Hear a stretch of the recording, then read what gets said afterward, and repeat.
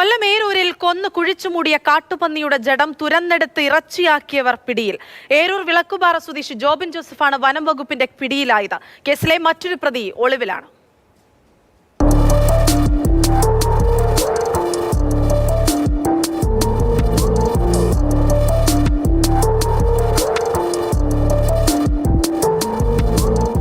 ഗ്രാമപഞ്ചായത്തിലെ കാർഷിക വിളകൾ നശിപ്പിച്ച കാട്ടുപന്നികളെ കഴിഞ്ഞ ദിവസം വെടിവെച്ച് കൊന്നു കുഴിച്ചുമൂടിയതാണ്.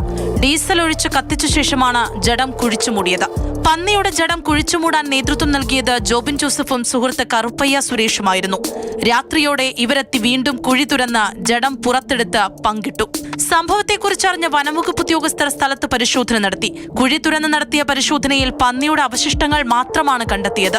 ജോബിൻ ജോസഫിന്റെ വീട്ടിൽ നടത്തിയ പരിശോധനയിൽ പന്നി ഇറച്ചി കണ്ടെത്തി. അഞ്ചൽ റേഞ്ച് ഓഫീസറിന്റെ നേതൃത്വത്തിൽ ഉദ്യോഗസ്ഥർ ജോബിൻ ജോസഫിനെ ഇറച്ചിയുമായി വീട്ടിൽ നിന്നും പിടികൂടി.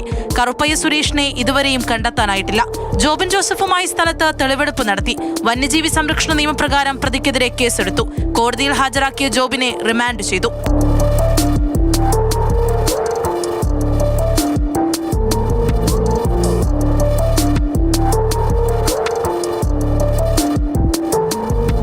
മാതൃഭൂമി ന്യൂസ്, കൊല്ലം.